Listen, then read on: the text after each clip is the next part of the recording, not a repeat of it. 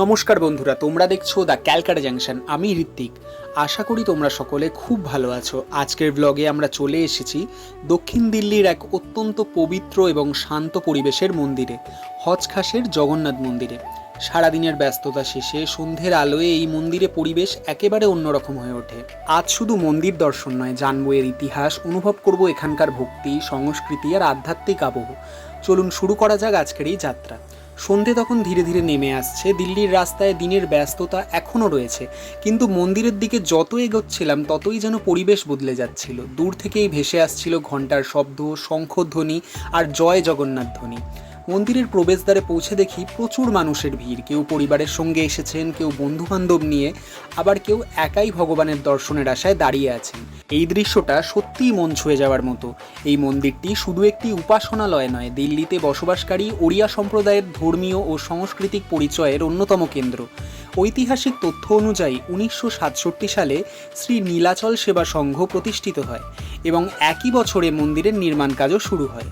প্রথমে নিচতলার অংশে পূজা শুরু হয়, পরে ধাপে ধাপে নির্মাণ সম্পূর্ণ হওয়ার পর 1978 সালে ভগবান জগন্নাথ, বলভদ্র ও সুভদ্রার বিগ্রহ মূল মন্দিরে প্রতিষ্ঠা করা হয়। আজ এটি দিল্লির প্রাচীনতম জগন্নাথ মন্দির হিসাবেও পরিচিত। মন্দিরের স্থাপত্যেও ওড়িশার বিখ্যাত পুরীর জগন্নাথ মন্দিরের প্রভাব স্পষ্ট দেখা যায়। সাদা মার্বেলের গঠন, সুন্দর খোদাই দেওয়াল, ঐতিহ্যবাহী পটচিত্রের নকশা এবং দুইতলা বিশিষ্ট নির্মাণ, সব মিলিয়ে জায়গাটির সৌন্দর্য আরও বেড়ে যায়। নিচতলায় মৌসী মায়ের মন্দির রয়েছে, আর উপরে গর্ভগৃহে বিরাজমান ভগবান জগন্নাথ, ভগবান বলভদ্র, দেবী সুভদ্রা এবং সুদর্শন। আর যেহেতু সন্ধ্যার সময় এসেছি, তাই মন্দিরের পরিবেশটা আরও সুন্দর লাগছিল। একদিকে আরতির প্রস্তুতি চলছে, অন্যদিকে ভক্তরা ধৈর্য ধরে দর্শনের জন্য অপেক্ষা করছেন। ধূপের সুগন্ধ, প্রদীপের আলো, ঘণ্টার ধ্বনি, সব মিলিয়ে এমন একটা পরিবেশ তৈরি হয়েছিল যেটা ভাষায় প্রকাশ করা সত্যিই কঠিন। ক্যামেরায় হয়তো কিছুটা ধরা পড়েছে, কিন্তু বাস্তবে দাঁড়িয়ে যে অনুভূতিটা অনেক বেশি গভীর, সেটা একমাত্র আমিই ওখানে বুঝতে পেরেছি।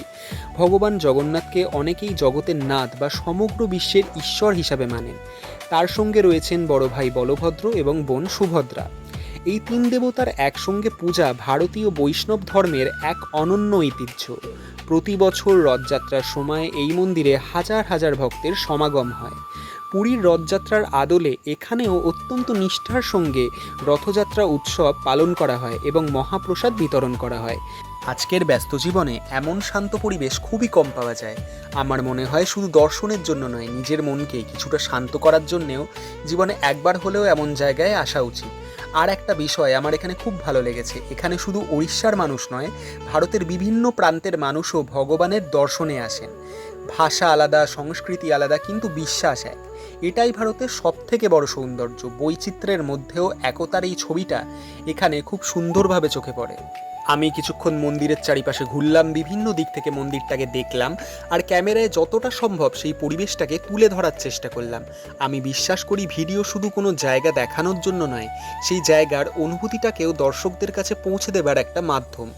আশা করি এই ব্লগটার মাধ্যমে তোমরাও সেই অনুভূতিটা কিছুটা হলেও উপলব্ধি করতে পেরেছো। তো বন্ধুরা, আজকের মতো এখানেই শেষ করছি। ভিডিওটা যদি তোমাদের ভালো লেগে থাকে তাহলে অবশ্যই একটা লাইক করে দিও, কমেন্ট করে জানিও তোমাদের কেমন লাগলো। আর যদি এখনও দ্য ক্যালকাটা জাংশন পরিবারের সদস্য না হয়ে থাকো তাহলে অবশ্যই সাবস্ক্রাইব করে বেল আইকনটি প্রেস করে দিও।